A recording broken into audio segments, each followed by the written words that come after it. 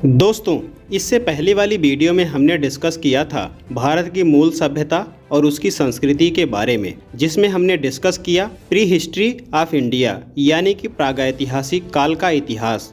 उस सभ्यता की अपनी लिपि थी जिसका काफी साक्ष्य भी मिला है, लेकिन उस लिखावट को व्यवस्थित रूप से पूरी तरीके से पढ़ने के सभी प्रयास अभी तक असफल रहे हैं। इसलिए सिंधु घाटी सभ्यता का इतिहास आद्य इतिहास यानी कि प्रोटो हिस्ट्री के नाम से जाना जाता है। फिर भी आज के भ्रमशील अनुयायी इतिहासकार उस समय के मिले चित्रों को द्वापर युग और त्रेता युग से जोड़ते नहीं थकते हैं। आइए थोड़ा यहाँ भ्रमशीलों के दावों को देखा जाए।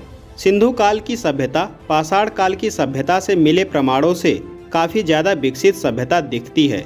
सिंधु घाटी सभ्यता में लिखावट के काफी साक्ष्य मिले हैं, लेकिन इस लिखावट को आज तक कोई पढ़ नहीं पाया है।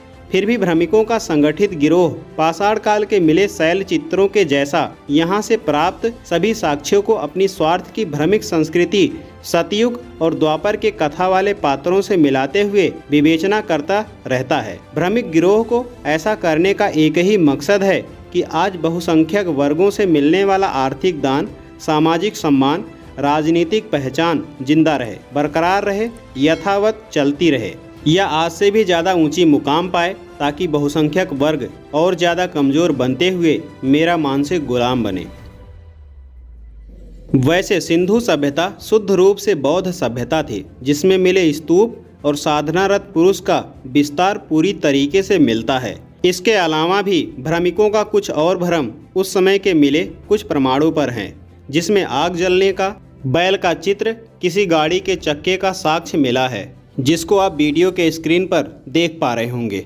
दोस्तों, आप लोगों ने इससे पहले वाली वीडियो में पाषाण काल के बने शैल चित्र पर दावेदारी देखी होगी। उसी प्रकार यहाँ भी कुछ भ्रमिकों के अनुयायी अपनी काल्पनिक मान्यता की वजह से कुछ चित्रों पर यह कहते हैं कि यह हवन कुंड, महादेव जी का नंदी बैल और महाभारत के कृष्ण का रथ हो सकता है। लेकिन दोस्तों, हो सकना और होना में कितना अंतर है, इस बात की समझ आज तक भ्रमिक लेखक या उसके संगठित गिरोह को नहीं है। सबसे पहली बात कि भ्रमिकों का सतयुग या द्वापर युग जब उन्नत था, उस समय प्लास्टिक सर्जरी की तकनीक विकसित थी, रॉकेट विज्ञान की जानकारी थी, उड़न खटोला का आविष्कार कर लिया था।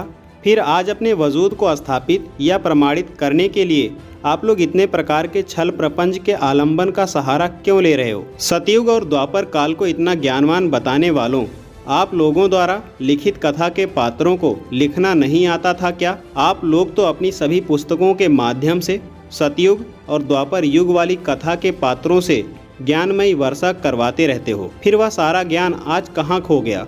उस समय ऐसा कौन सा लिखित साक्ष्य आप लोगों को मिला? क्योंकि इस काल की जानकारी तो अंग्रेजी सरकार के समय हुई थी। फिर आप लोग कैसे और किस आधार पर आज इतना प्रचारित कर रहे हो? दोस्तों, आज समाज में इतना भ्रम फैला दिया गया है कि आज हर एक पिक्चर के साथ स्पष्टीकरण देना पड़ता है। अब इस अग्नि वाले चित्र को देखो, इस चित्र को गौर से देखो। यह घर के अंदर पूरे कमरे में अग्नि जलने का प्रमाण है। उस कमरे के आसपास कोई मंत्र तंत्र लिखा हुआ मिला है क्या? बगैर मंत्र का कहीं भी आग जला हुआ मिले तो क्या उसे भ्रम बनाकर तंत्र मंत्र से जोड़ना उचित है? भ्रमिक के वंशज, आज आप लोग ऐसा कभी पूरे कमरे में आग जलाकर कोई कर्मकांड करते हो? अगर देखा जाए तो आज के समय में खुले में तंत्र मंत्र किया जाता है। ना समझ लोगों को तो हाथी का पैर पकड़कर पेड़ का तना बताने वाले लोग कहते हैं। आप लोगों को क्या पता कि पूरे कमरे में आग लगाकर क्या किया जाता है? आज भी गाँव में कुछ तकनीकी जानकार हैं जो अपने घर के किसी कमरे में आग जलाते हैं। कभी समय मिले तो गांव में चले जाना, वैसा नज़ारा देखने को मिल जाएगा। गांव में मिट्टी के बर्तन बनाने वाले कुंभकार होते हैं, जो अपने मिट्टी के बने कच्चे बर्तनों को पकाने के लिए भट्ठी का उपयोग करते हैं, जो बिल्कुल सिंधु सभ्यता में मिले भट्ठी जैसा होता है। दूसरा, फलों की खेती करने वाला एक तकनीक समुदाय होता है, जो अपना कच्चा फल पकाने के लिए भी इसी प्रकार के कमरे में भट्ठी का उपयोग करता है। यह तकनीक सिंधु सभ्यता से लगातार आज भी चली आ रही है, जिसे आज भी गांव कस्बों में जाकर देखा जा सकता है। दूसरा, अंग्रेजों द्वारा सिंधु सभ्यता की खुदाई से एक सील मिला है जिस पर बैल का चित्र बना है। फिर क्या था? सभी भ्रमवादी उस बैल के चित्र को देखकर आदि शंकर द्वारा स्थापित मायावाद वाली शैव पंथ के शंकर पार्वती के नंदी बैल से लगे मिलान करने।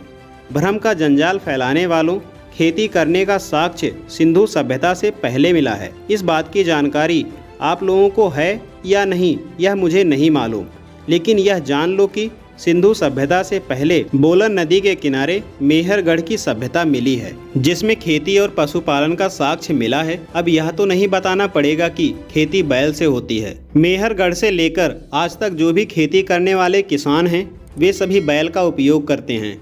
बैल से अन्नदाता किसानों का जीविकोपार्जन होता है, इसलिए अन्नदाता वर्ष के शुरुआत में अपने बैलों की पूजा भी करते हैं। अब आप लोग खेती करने वाले अन्नदाता किसान के घरों पर जाकर बैलों को देख सकते हो। कुछ किसान बैलों को सजा सवार कर रखने के मिजाज वाले होते थे, इस वजह से वैसे बैलों की खूबसूरती देखने बनती थी। वैसे बैल का फोटो भ्रमिकों को आज मिल जाए तो ये लोग स्वयं शंकर बनकर तांडव करने लगेंगे। दोस्तों, अब बात करते हैं पटना के एक पुरातात्विक सम्मेलन की, जिसमें कुछ ऐसे ही भ्रमिक विद्वान मिले जो देश में घूम घूम कर सेमिनार द्वारा कहीं का ईंट और कहीं का रोड़ा को जोड़ तोड़कर करते हुए करोड़ों वर्ष पूर्व द्वापर युग के रथ को बागपत से प्राप्त होना साबित करने में लगे थे, वह भी सिंधु सभ्यता काल की। लेकिन अब सवाल यह है कि क्या सिंधु काल ही द्वापर युग है? फिर तो सिंधु सभ्यता में द्वापर युग वाले कुछ साक्ष्यों का मिलना होना चाहिए था। जैसे क्या तुम्हारे रथ वाले का नगर मिला? क्या रथ वाले की कोई मुद्रा मिली? क्या कोई सील मोहर मिला? क्या गीता ज्ञान का लिखित अभिलेख मिला? आखिर यह सब जानकारी आप लोगों को कैसे हुई? यह रथ इनके पूर्वजों द्वारा लिखित एक काल्पनिक कथा में सृष्टि के रचयिता का है।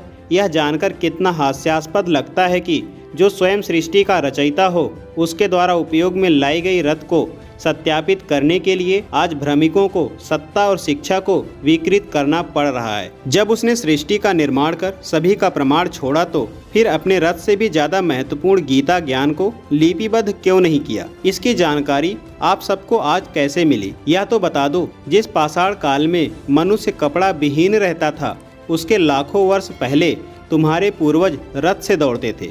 हद है, भ्रम फैलाने की भी एक सीमा होती है।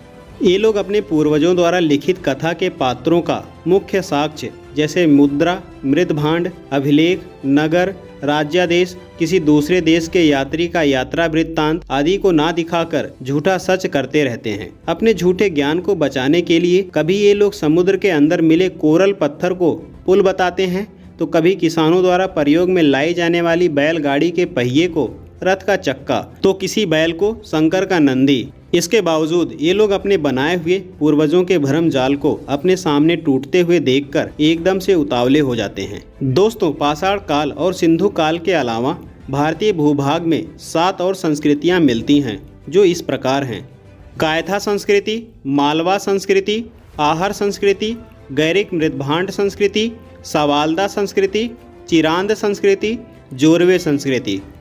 भ्रमशील जातियों के अनुसार यही वह काल है जब वैदिक युग स्थापित था, लेकिन यहाँ भी किसान लोग काफी उन्नत तरीके से खेती करते थे। उनके पास भी बैल और बैलगाड़ी होती थी। आइए बात करते हैं इस काल के कुछ और प्रमाण की।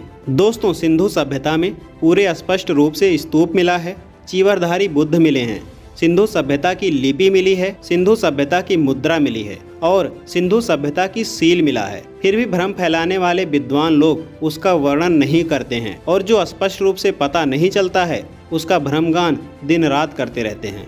दोस्तों, इससे पहले हमने जाना प्रागैतिहासिक काल यानी कि पाषाण काल में मानव जीवन का प्रारंभिक उदय हो रहा था। आप लोगों ने यहाँ देखा कि पाषाण काल के लोग व्यवस्थित तरीके से मानव बनने के क्रमिक विकास में प्रयासरत थे। उस समय लिपि यानी कि लिखावट की बात तो भूल जाएं, समुचित भाषा का भी आविष्कार नहीं हुआ था। उस समय भाषा के नाम पर लोग सुर यानी कि आज की भाषा में स्वर का प्रयोग करते थे। पाषाण काल के लोग उसी सुर द्वारा एक दूसरे से संपर्क बनाते थे, जिस सुर को भाषा के विकास क्रम में लोग आज स्वर से जानते हैं, जैसे अ, आ, ई, उ, ए, ओ। प्राणी जगत की सबसे पहली बोली सुर ही होता है। पाषाण काल का मानव, जन्म के बाद का बच्चा और आज का जानवर भी इसी सुर आ, ए, ओ का उपयोग करता है। दोस्तों, आज की इस वीडियो में प्रोटो हिस्ट्री यानी कि सिंधु काल में आप लोगों ने व्यवस्थित मानव जीवन वाली सभ्यता को देखा, जिस सभ्यता में स्पष्ट रूप से स्तूप, बुद्ध जैसी वेशभूषा वाली पृष्ठ किंग की मूर्ति, उस समय की लिपि, मुद्रा और सील के स्वरूप प्राप्त हुए हैं। अब यह बात अलग है कि उस समय की लिपि को आज तक किसी के द्वारा पढ़ा ही नहीं गया है। फिर ब्रह्मवंशी समुदाय आज किस आधार पर प्रचारित करता है कि आज से लाखों करोड़ों वर्ष पूर्व में सतयुग यानी कि 17,28,000 वर्ष पूर्व, त्रेता युग 12,96,000 वर्ष पूर्व और द्वापर युग यानी कि 8,64,000 वर्ष पूर्व था। इतना ही नहीं, उस युग में बहुत ही सुंदर सुंदर मनमोहक सभ्यता, संस्कृति का जन्म होना भी सुनिश्चित करता है और इसका वर्णन भ्रमिकों के सभी ग्रंथों द्वारा किया जाता है। अब तो उस वर्णन से भी ज़्यादा उनके कुछ तथाकथित विद्वेषी पुरातात्विक विद्वान सिंधु काल और बुद्ध काल के समय की खुदाई से मिली कुछ वस्तुओं का विश्लेषण जैसे रथ का चक्का और पुष्पक विमान से करने पर तुले हैं। यह भी नहीं सोचते हैं कि जिस पात्र को या उससे जुड़े हुए चक्का या पुष्पक विमान को प्रत्यारोपित करने की कोशिश कर रहे हैं, उसके बारे में मेरे ब्रह्मवंशी पूर्वज कुछ दूसरा ही समय निर्धारित करके गए हैं। दोस्तों, आज की वीडियो यहीं तक। क्या ख्याल है आपका इस जानकारी के बारे में? कमेंट बॉक्स में अपनी राय हमें जरूर दें। जल्द मिलते हैं एक नए टॉपिक के साथ में। Thank you.